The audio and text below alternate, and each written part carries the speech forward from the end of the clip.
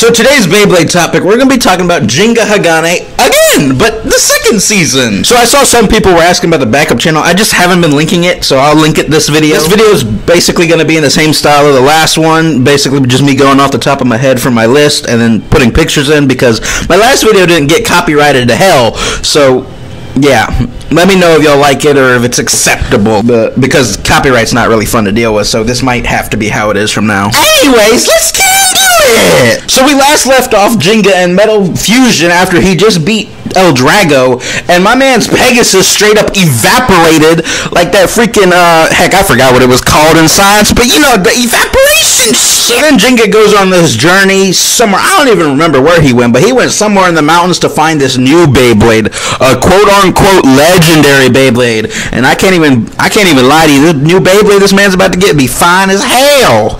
Galaxy Pegasus. This Beyblade, in my opinion, might be one of the cleanest designs we got out of this show. Like, this shit is slick as hell. So Gingka and the team go up into the mountains and find Galaxy Pegasus, like, stuck in this stone. Like, this motherfucker here for eons. Motherfucker old as Optimus Prime in this bit. I'm just kidding, that's a stretch. But anyway, so Gingka gives this Beyblade, Galaxy Pegasus, a whole power of friendship speech, and Galaxy Pegasus decides to come out of its stone protection shield of, I don't even know what it is, but homie decides it's time to come out and annihilate everybody. So Gingka finally gets his hands on Galaxy Pegasus and immediately goes outside to fire this Beyblade off, and this bitch is so powerful, it launched Gingka back. Look at the clip. I'm gonna have to insert a clip here because that shit's crazy. Motherfucking mountain gone. Gingka nowhere in sight. Motherfucker was blasted like he fired, like, I don't even know what to compare that to. Motherfucker was just gone. Now, a few episodes previous to this, we get introduced to Masamune. Beyblade's literally one of the most annoying characters ever besides Chiyo, and that bitch. Anyways, so Masamune has tracked Gingka all the way into the mountains and is like, battle me now! I'm the number one player in the world! And, you know, Gingka and Masamune get to battling, and Pegasus gives zero fucks. This Beyblade has a mind of its own and destroys Masamune, I kid you not, like probably 25 times back to back to back to back to back to back to back. Like, they are battling from the mountains all the way back to their, like, main Beyblade area where Madoka's shop is. Masamune pulled up on Gingka while he was trying to eat a hamburger. Like, what the hell? Leave him alone! And obviously, eventually, battling probably a good 69 times, Masamune finally got himself a fraudulent W, which honestly ain't even a W because Pegasus low-key defeated itself.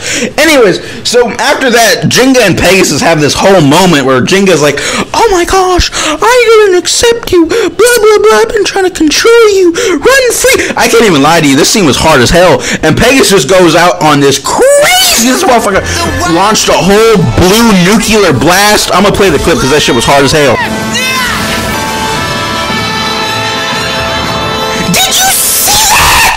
This shit was crazy. So after that, Masamune realized he ain't shit, and now we move on to the next whole, like, chapter in this Metal Masters, which is the Beyblade World Championships, where basically a bunch of teams from all over the world get together and battle it out in the WBBA stadiums and stuff.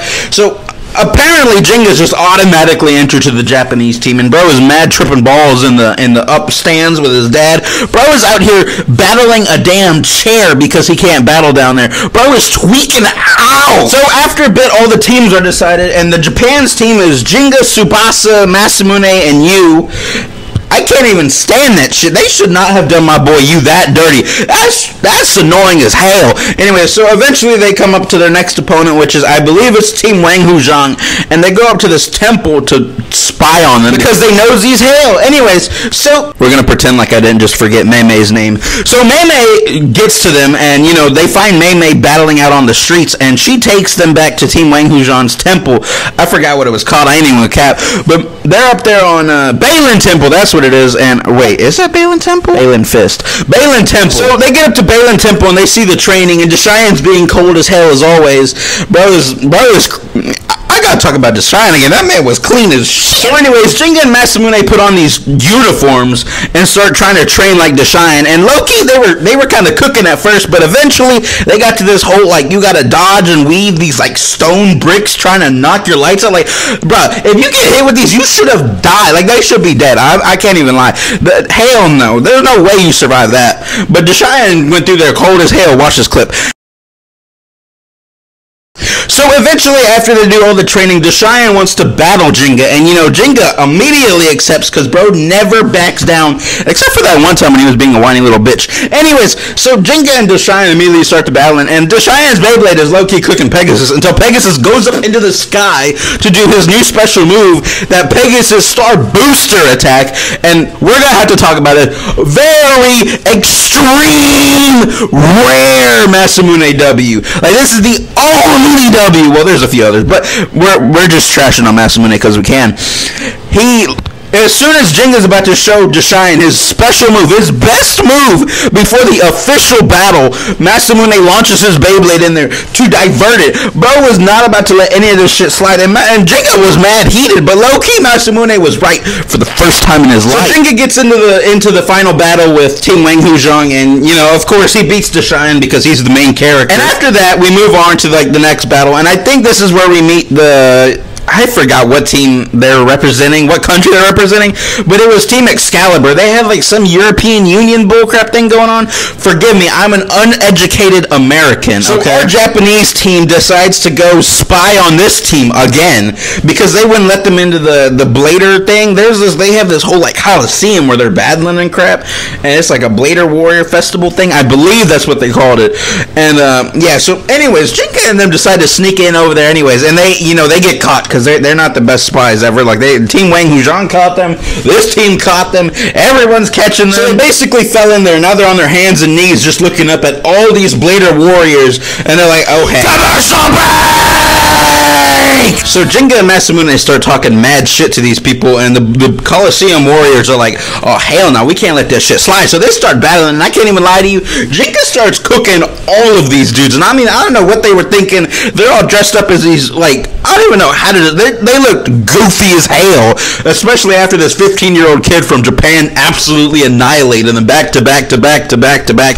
But then again, he is Jinga. He's that guy. He's the main character. He's him. Yeah, and they ended up battling Gravity Destroyer, and homie just whooped all their asses. I can't even lie. Which is crazy considering how bitched Julian got later in this show. So the next battle they engage in is with Team Wildfang, and this shit is straight fire. You need to go watch these episodes, and if you haven't, you need to rewatch them, okay? So in this fight, of course, Nile absolutely obliterated Masamune, and then it's Jinga and Kiyoya, and these two went at it. These guys were like fighting with everything they had. I mean, at one point, they literally both passed out. I mean, Kiyoya put his all into this. Jinga put his all in. I mean, these motherfuckers were dead for half a second, unconscious. Where's the ambulance? And then they get up. Their Beyblades are like wobbling towards each other, and they're like, that sounded crazy. Anyway, so they like, and then their Beyblades finally collide like a few times. I mean, this is like Blader DJ versus Blader DJ level of beak, beak, beak, and then they just straight die. The Beyblades die, they die. Well, they don't really die, but they're like, bleh. I'm not even going to fully talk about the tiebreaker round in that one, because that was horse shit. So next up was the official battle with Team Excalibur, and they're about to start cooking, but of course, the GOAT! Ryuga shows up out of nowhere. My man just casually kidnapped Tsubasa, beat his ass, and brought him back to the team, and now kidnapped Jinga. My man really showed up, beat the shit out of Tsubasa, kidnapped Jinga over to the beach so they can battle, called Jinga a bitch, and then they started cooking. All the rest of the team is holding it down in the battle with Team Excalibur. Well, not really. Only Tsubasa was holding it down because everybody else got the ass clapped. But Tsubasa's just him. He's that guy. He's built different. You know what I'm saying? We're gonna talk about that later. But Jinga's over here on the beach battling with Ryuga. Bro, they are going at, well, Ryuga really ain't even trying, but Jinga's sweating over here trying his hardest. Basically, from here on out, Ryuga just shows up and talks major shit to Jinga, like, you really haven't even mastered that Beyblade, you dummy. So eventually, Ryuga gets bored of playing with Jinga and says, you know what, why don't you go take on Gravity Destroyer? And, Jinga has to run, I don't even know, like, what, 80 miles back to this place after getting done battling Ryuga? Ryuga only to battle Julian, which, I mean, that's wild. That's all you need to hear to know that this guy is him. So Gingka and Julian start to battle, and of course Julian uses his bitch-ass left rotation, and, you know, Gingka just got done battling Ryuga, alright? The true left rotation GOAT! And yeah, Julian stood no chance. Motherfucker got packed up. So after they won that battle, we get to the Team Garcia, and I can't stand these team. I hate this team with like a passion. And before you try to make it something that it ain't, these people are, I just really don't like them because they're like freaking sneaky. You like a bunch of bitches. I mean, you was 1v3ing them until that big came out of nowhere and jumped his ass with a special move. Like, you see, motherfuckers was so weak, it took 3 of them to stop Pegasus, and that last one was big boy Argo coming out of nowhere, sneak attack special move on Pegasus, because that's his favorite bitch-ass thing to do. Stand that guy. But you know, our boy Tsubasa came in clutch. That man just came in there and clapped major cheeks. I mean, Tsubasa built different. My man was the only one that could compete with other team leaders. My man Tsubasa put in the work on that man. My man was giving that 1-2, giving that tap. Oh! And I know y'all remember that clean ass flip Tsubasa did. And I say flip, motherfucker did like 80 flips before he touched the ground and walked up there like a fucking Victoria's Secret model. Like, what the fuck was he on? I was about to say, alright, that's enough about Tsubasa, but my next topic is about Tsubasa again, because my man Gingka was out here battling Flame Bixis and Zio with Masamune, but he goes back and finds Tsubasa and you are straight up dead. Like, these two guys are in a coma for like a month. They don't compete in the rest of the Beyblade World Championship. These guys got taken out by Damien. Motherfucker pulled up out of nowhere and bing! Clapped him. Like, Beyblades shattered. Look at these Beyblades. My man Gingka is so heated. My man was out here like, fucking turning into a furry. And just to comprehend the level that Damien was at, this motherfucker came out of nowhere, clapped Tsubasa and you, and then went on like the next day to go clap the entirety of Team Excalibur by himself. My man took out Julian and the Cetus twins at the same time. So yeah, Gingka's not having any of this. My man's about to go full-on main character on this guy. So after Masamune gets his ass beat to his so-called ass friend, now it's Gingka versus Damien, and these guys are going at it. And my man Damien has had so many Beyblade steroids going on. This man is clapping major shit. I mean, Pegasus hit this man and Pegasus went fucking 80 feet in the air, landed, only to start getting gangbanged by the Curbex's 3 heads. Commercial break! Then Damien straight up took this man to hell, beat him up, chained Pegasus up, chained Gingka up, and out of nowhere, I don't even know what Gingka pulled out of his ass to win this one. The power of being the main character. My man came back, broke out of the chains of hell, came out of nowhere, hit him with the meanest Star Booster attack ever, and yeah, it was raps for Damien. I mean, there's no competing with the main character. I mean, that's just how it goes. So Gingka, after beating Damien, makes Team Japan pretty much the winner.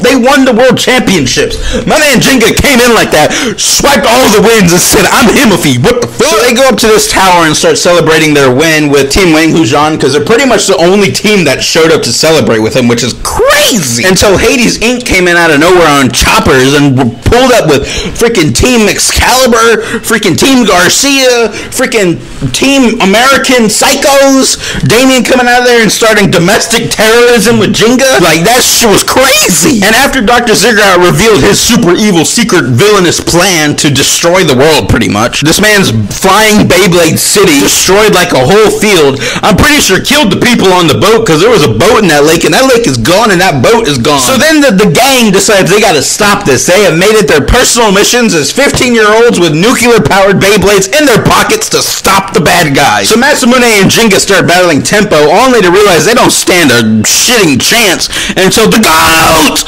Ryuga comes out of nowhere. This man straight up blast-style Drago from the bottom of Hades Inc. all the way through the damn city, through Tempo's little special move, through the top of Hades City. I mean, even Design was like, what the fuck is that flying through the air? And after that, Hades City was going down in the middle of the ocean. So as they're going down, apparently the nuclear like power core thingy started melting down, and Dr. Ziggurat's like, oh hell no, this bitch about to blow. Half the world's gonna be gone. Hell no, I'm out. Bitch ass full-grown adult starts projecting the blame for this on a bunch of 15-year-old. Like, calm down, bro. So Gingka and Madoka make it down to this, like, I guess spinning generator power supply. That's a nuclear thing that's supposedly melting down, and Pegasus is doing his all. He's trying his very best. Bro is putting it all in, but bro Madoka not do anything about it. This bitch is still spinning to the meltdown until Ryuga somehow from the fucking shoreline makes it 5 miles out into the fucking ocean and gets on this thing, launches El Drago and stops it immediately because he's just that much stronger than everybody else. And after that, Pegasus takes all the power